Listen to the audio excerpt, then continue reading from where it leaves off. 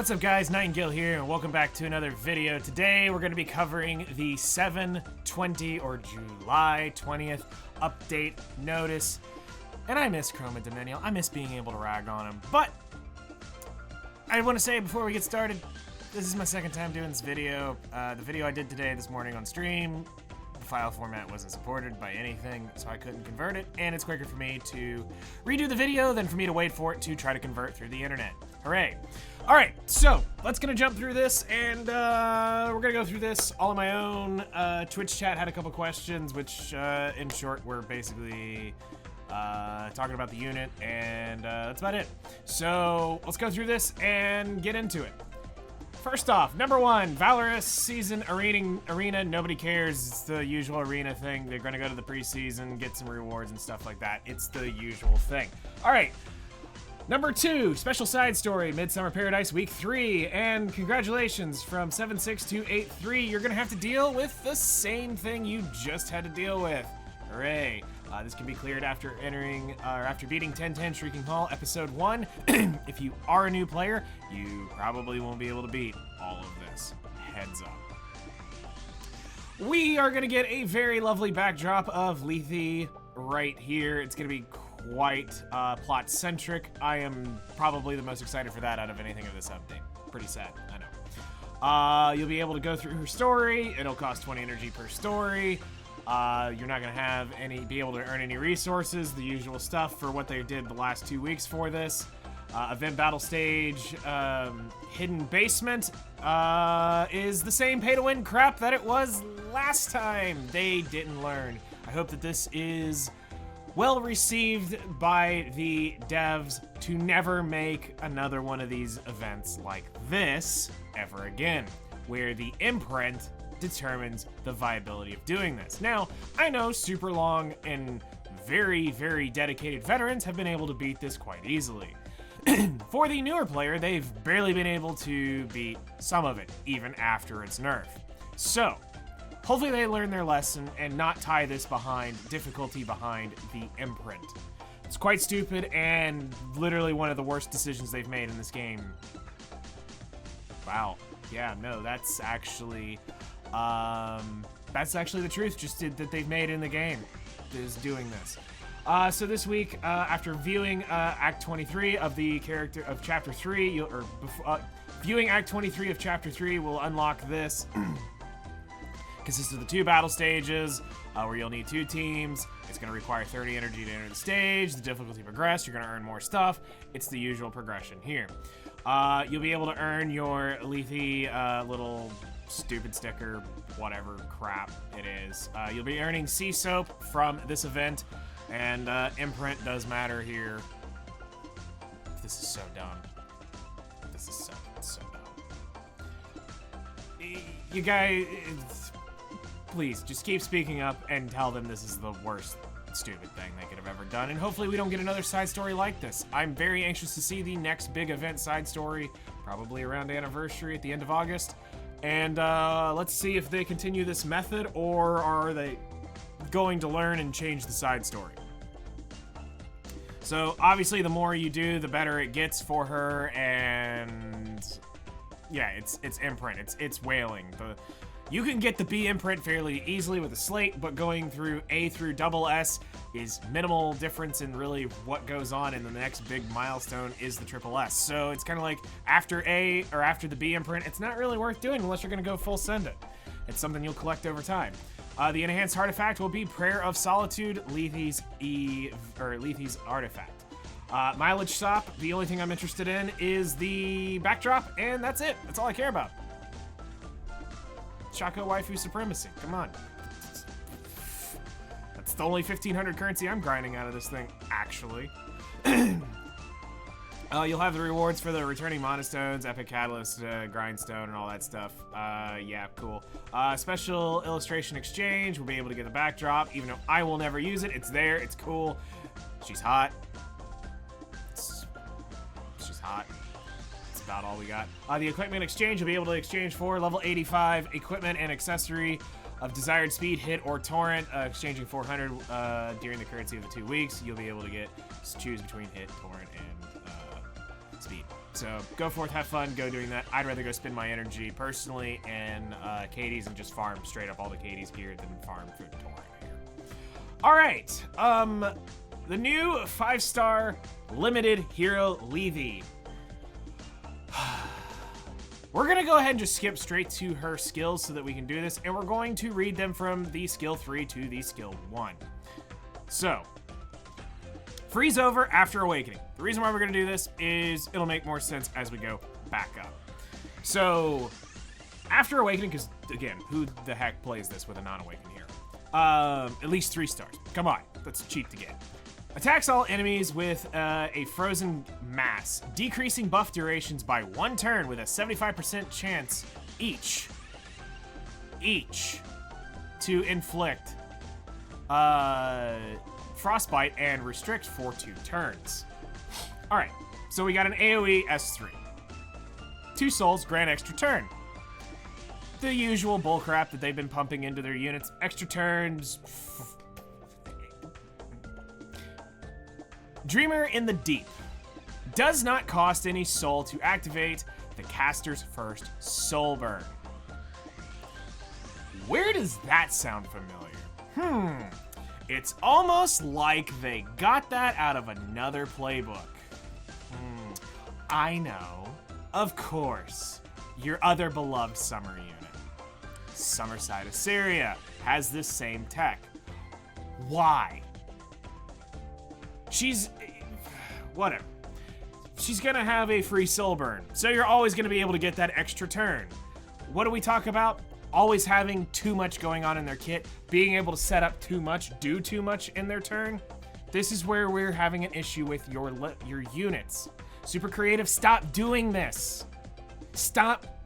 I get it, she's a limited unit. She should have a little bit more than the normal unit. But this isn't normal anymore. This isn't limited. This is your day-to-day kit. Why does everything have to set up? Everything have to do something? Why can't just a unit be good and do one thing? And you have to have 4 good units that do one thing really well. And that's about how you play the rock, paper, scissors inside that make it change the team format. Now everybody and their mother can do everything in their one turn. There is no strategy to it. It's monkey see, monkey do. But here we are. When attacking, has a 75% chance to inflict 1 omen on the target, regardless of whether the attack hits. Cannot be activated by a counterattack, dual attack, or extra attack. Meaning, you can't have fun. So, you can't put her on a counter set, make the counter set do it. You can't bring along, thankfully, you can't bring along all your dual attacking stuff. And if she pops along for an extra attack, can't be triggered through that either. But hey, why do we need it? We get a free soul burn to rip our S3 to our S1. All right, let's go. Are ya ready, kids? So, her S1, Wave Slash, attacks the enemy with a sword before increasing speed of the caster for 1 turn. When attacking, when the target's omen is 3, consumes all, activating Call of the Abyss. Call of the Abyss makes a deep sea creature, the Kraken, attack the enemy, and when the enemy is defeated, inflicts extinction. Sup. Recovers health of all allies, and the most horrific text of all to see. Cannot trigger a critical hit, and penetrates the target's defense. Let's go back on a journey real quick. Who else can't trigger a critical hit and extinct instantaneously? Arunca with barriers. Dark Corvus with his S3. And they both full ignore defense. And they think this is a great idea. Now, sure, it's 3 omen, but this next part is what's really gonna matter. Damage dealt increased proportional to the caster's max health. What's the multiplier? This isn't Crow. This isn't Yulha. This isn't a conditional death pen. This means she's blowing by all of it. 100% gone. You're just hitting from her HP value. What's going on in that? I want to see the multipliers. There's a reason they did not patch this in, because they did not want us probably torching the stove forums with what this probably is. So I'm sure you'll have your pitchforks and your torches ready tomorrow when you see this get patched in. And the amount recovers increases proportional to the target's max health. Cool. Usual Soul Weaver crap right there. All right. So we have a extra turn unit with a free soul burn. Don't need book. She can do it on her own. At that point, why do you just not call it an extra attack? But I guess fancy words are fancy words. But she can soul burn. So she's gonna grant her extra turn. She's gonna decrease buff durations by 1. So your immunity is GG, well played. She's an effectiveness unit. It's gone. Regardless. And then she cannot crit.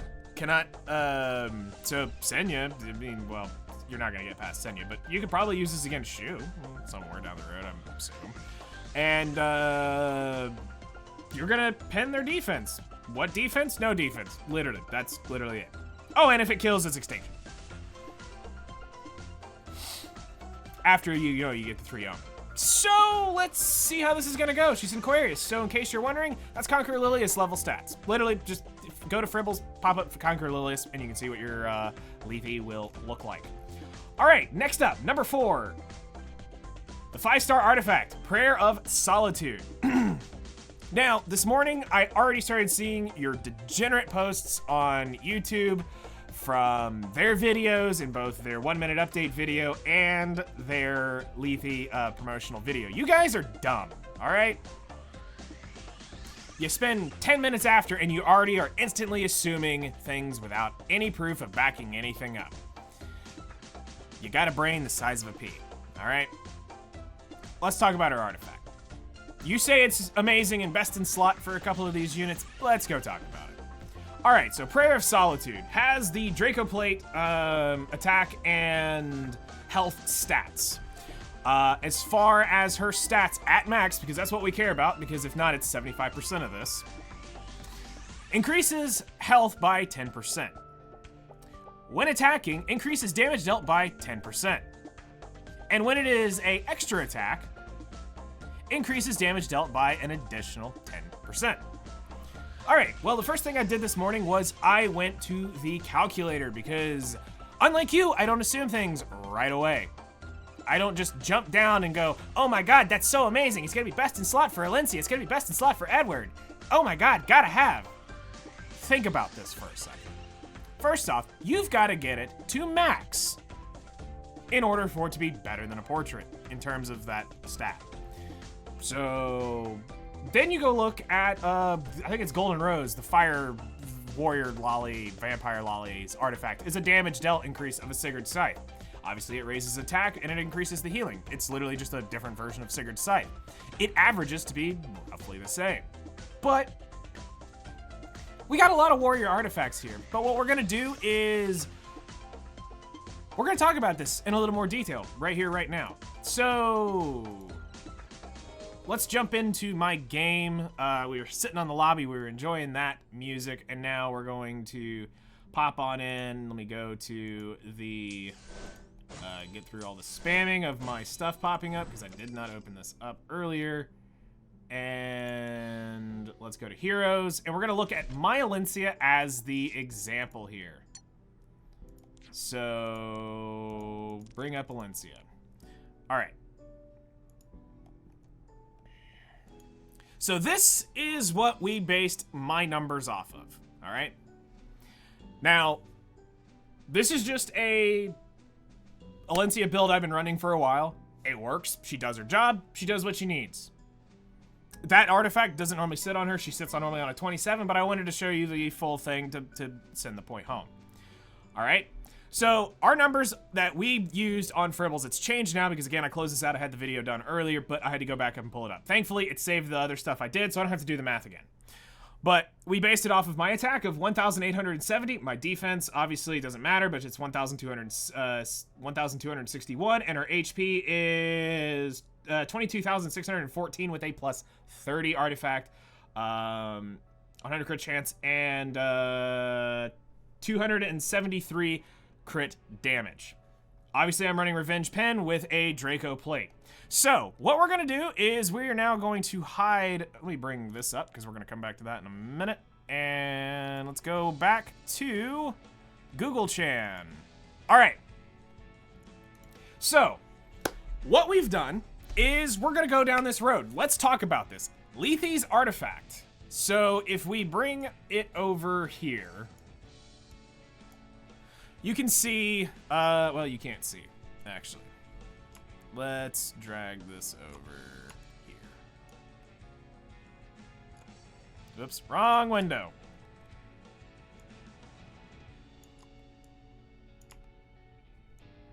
Okay, so you can see that it is 10% damage and then an extra 10% damage. So let's talk numbers here. All right, so you guys are assuming, let's assume Valencia. We're gonna pick on her and use her. You guys degenerately immediately say, it's best in slot, I need to use this. Let's just show you how small your brain really is. So, Valencia is gonna immediately take off and she's gonna use her S1. So, we're assuming this is gonna go into a 1400 defense unit, which is a pretty average, chunky unit. We're not counting Death Break or anything like that. We're gonna go just raw damage, but into 1400 defense. Just for sake. So we're going to use Portrait as the example as far as damage numbers, but we're assuming our HP is identical in this Portrait setting. Okay? So 10% damage is a base level Portrait of Savior. A level 1 Portrait is 10% damage. At plus 30, it is 20% damage. All right? So that's what we're going to be using these two numbers based off of. Same unit, same stats, same everything. The only thing I change is level 1 artifact to level 30 artifact. So, if we're going to put Lethe's artifact on, what does that change? Nothing. Because if you're building the unit and you're a Fribbles user like me, you go out and you build this unit around the stats you want. I want 20x1000 HP. I want 100 crit chance. I want 200 and at least 75 crit damage. I want, 900 speed. I want it to do, you get the stats you want. This isn't adding another 10% onto that I want stat. This is I baked into this stat. So you're never gonna gain that 10% added in because your stats are gonna go somewhere else. Chances are it's probably, for most of you, you're putting it into the speed stat. Me, I'd be chunking it into the defense stat. If I was gonna be doing this, it'd be going to the defense stat. That's the one thing I would rather have. But let's get on with this. So, her S1 is going to do 4,036 damage at the original base pop of the attack. Then, she is going to do the 20% damage, so she'll use the S2 on the level 20, on the 20% version, and she's going to do 6,336 damage on her S2. That comes out to a total of 10,372 damage. All right, so she's doing damage. Okay. All right, now let's reverse this. So that's assuming we're getting to use Lethe's artifact. Now let's go look at Draco Plate. Draco Plate, same stats, same everything. 4,072. Naturally, right out the gate, Draco Plate is outperforming it. But you can see that it immediately curves and we're doing less damage at 5,860, which gives us a total of 9,932. Aha, you're right. See, or no, aha, you're wrong. It's the Lethe's artifact is better. It's outperforming by 440 difference in total damage. Ah, yes, you young naive grasshopper, it is. But did you take notice that Draco Plate's S3 is doing 100 more damage than her artifact? Also, we have 16% critical hit reduction. That's right. If we go over to the blue stacks, you can see right here that a level 30 Draco Plate, we're assuming these are two completely whaled out artifacts. They're the same limited type artifacts. Increases critical hit damage by 30%, while decreasing damage suffered from critical hits by 16%. So you're getting that damage reduction from critical hits because, let's be real, everything crits for the most part. So having Valencia take reduced damage from crits is quite helpful, especially when Shu decides to do Shu things and all of a sudden you see that red number pop up and you're going, how are you colorblind? I'm supposed to be doing that to you, not you doing that to me.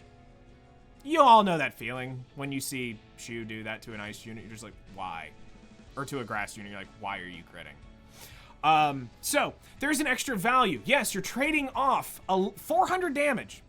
Let's be real. With a defense break, if you're not killing it, you weren't going to kill it to begin with. That 400 is probably not going to make up a difference. And again, now we talk about Valencia, we talk about Edward. Edward, honestly, better on Sigurd's scythe. Let's just be real. Sustaining him and keeping him in the fight longer is more what he's about. Valencia, before I would even say Lethe's artifact is best in slot, I'm going to admit something here on this video that I don't like admitting. Edward's artifact is probably better for Valencia than Lethe's artifact. And I hate Edward's artifact. Of course, I just don't like Edward in general. He's crap. Sorry. Y'all can simp him. That's fine. That's a you thing. But we have the extra value hidden in Draco Plate. Now, the only reason why I'm using this is because it's the same stats, but it's not that much better. It's not the new best in slot. There is a catch-22 here. Now, we can say this, and this is something that we thought about after, and we talked about this a little bit on stream this morning. We did, however, go over all of the warrior artifacts, and we were talking about it for Lethe in general. We couldn't find one that really just stood out and screamed, get this one. This is the artifact for her. Honestly, as of right now, this kind of is the best artifact for her. And it's not that great. It's not an artifact I'm excited about really going after, but it kind of works for her. Honestly, this is... I'm trying to find, because she's not a crit damage unit, so obviously we're not using Draco Plate. I don't really want to stack Sigurd's Scythe on her, because until I see the damage of the... until I see the damage of, like, what she actually does with the multipliers and stuff, I don't really want to count on Sigurd's Scythe, and I don't really want to go to Vamp Lolly's, what is it, Bloodied Rose, or whatever the artifact she had. That was the Draco Plate, or the Sigurd's Scythe equivalent. The increased attack kind of sucks, especially on an HP percent unit. I don't really want to go there, so I'd rather take the damage dealt than attack up, basically. We went through the random artifacts. There wasn't really a lot that just screamed out, pop it on her, and it really will be OP. So it kind of seems like it's going to be her artifact. And that kind of sucks. I was hoping she'd have more options, but her kit and her style is a little too niche. So that's my TED Talk on Lethe. Let's move on in and finish up the update. So, lobby function update. They're going to be adding in a new lobby animation that you can get that'll have some of the heroes residing in it. Special lobby animation, and this is paid for, by the way. Don't get too excited. You're going to be able to now hide the banner feature, so if you're tired of seeing the banner pop up in your top right corner, you can now hide it. I think it's nice to keep people reminded, but hey, you know what? If you're tired of seeing it and you want a little more space on your screen, you can now hide it for 24 hours. I've been wondering when one of these would come around. Number 6, special summer pet adoption. So 72283, you'll now be able to summon the summer pets. I don't even care. I'm gonna be real. I've got them. I don't have their ML versions, but it's like, I've already got my pets established. It's just looks. If this is a time, I wouldn't even say this is the one to really blow your tickets on, but let's be real. Most of y'all probably don't hold on to your tickets to begin with, so that makes this a little bit harder. But yeah, go forth and summon. You've got the special version, and you're seeing both of the Moonlights right there. So if you want to pick up these pets, now's a decent time to spend tickets, although there's a better one where all the event ones are in there, but they haven't run that in like a year and a half. I don't know what they're waiting on. I saved my tickets forever. They didn't release it. Then I finally burned them all. Next up, number 7, Lethe and the and Prayer of Solitude drop right up. She'll be available from 7/20 to 8/3, the rest of the event. And then number 8, Pavel and Dux Noxus, is going to be available through 720 to 727. Other improvements and adjustments, hero and artifacts. August content tag will be updated for certain heroes. An issue where enhancing 4-star Corvus's skill 3 before awakening error message will be displayed where players were unable to enhance. It will be fixed. Okay, there's a bigger question and a bigger concern here about this. Who in 2023 is leveling up Fire Corvus to begin with? This isn't 2019. He's no longer busted. He's been nerfed in the ground. The only purpose, his glorious purpose, is to imprint Dark Corvus. And then when you've imprinted that Dark Corvus, you save them up to imprint another Dark Corvus that someday you get. And then you turn that Dark Corvus into silver shards. Like Thanos snapping away half the universe. That's the only purpose he's got anymore. Why are we leveling him up now? Who is leveling him up? Why are we leveling up? Anyway. Next up, let's skip to the probably second most important thing about this entire update notice. Battle. A new option. End repeat battling after hero reaches friendship level 10. Why are we just getting this in 2023? That should have been in the game the day the pets came out. The day when heroes reach max level. That should have been put in the game. Why does the people that work at Super Creative have the IQ less than a snail? That they couldn't figure out that, hey, if we're going to do this for max level heroes, why should we do this for max level friendship? Why did it take like 4 years for that to show up in the game? I'm only slightly triggered because I might have at one point wasted like 300 energy not paying attention that I had a unit already hit friendship 10. But now I pay attention. Just for real. I just pay attention, watch it like a hawk. Now I don't have to. Thank you. I'm super grateful for this. Should have been in day 1. And then other than that, it looks like some other random crap is fixed. You're gonna get your Epic 7 Spotify is gonna get a couple more songs for those of you who actually care about that crap. And guess what? More monetization. If you like whaling. Me, you're not getting me to spend another dime in this game. Sorry, that ship sailed long ago. Burning Passion Pack 3. This would have been spicy while I was actually dropping money, depending on the price of it. But I can tell you this, the Burning Passion Pack 1 and 2 were pretty decent. I think it was like, what, $4, $5? And I got some decent leaves throughout the process. So even if this is $9, $15 hunt buff, of course that would be a day, so no. Yeah, I'd probably buy this once. It's 20 leaves, it'll get you through the job. That's a respectable chunk of leaves to do for hunt buff, or whatever. But you can buy this twice per event, as the details will stay down here. You're gonna get a new Daily Summon Pack. Daily Summon Pack number 2 will give you 500 Skystones and 900 Covenants. Oh, how I miss summoning those things. Alright, then it was some other just like random stuff will be fixed. Nothing that I think really mattered. Trying to scrub, no. Then they're doing some Mystic upgrade, making it a little bit clearer, and that's it.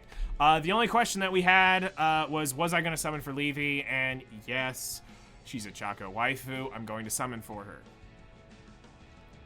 I've got to make up my mind between now and the time tomorrow on stream at 7 a.m. when I go live.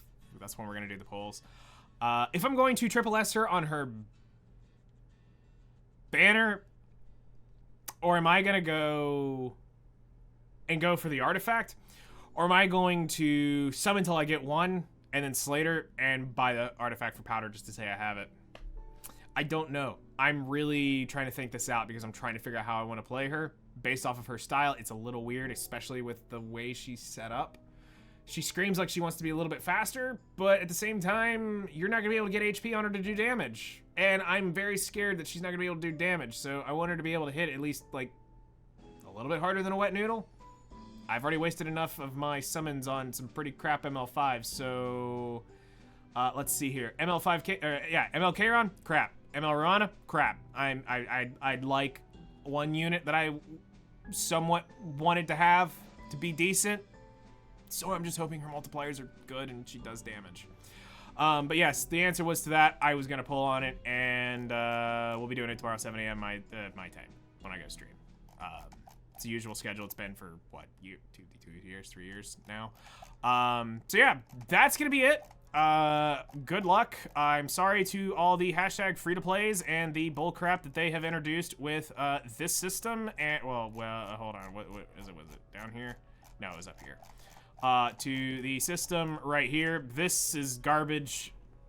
I feel bad for you. New players, I feel bad for you.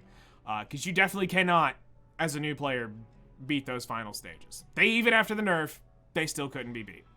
So, YouTube, you know what to do. Also, the chat was broken in the thing. We had a whole conversation about that. And I think that was everything that was in the video. So, YouTube, you know what to do. Hit me up in the comments below. I'll be happy to try to help you guys out best I can. Schedule is opening up a little bit more, making it a little bit easier to answer some questions and get around on that. But it's going to get back to crap here very, very, very soon. I'll take care, enjoy, and I'll see you in the next one.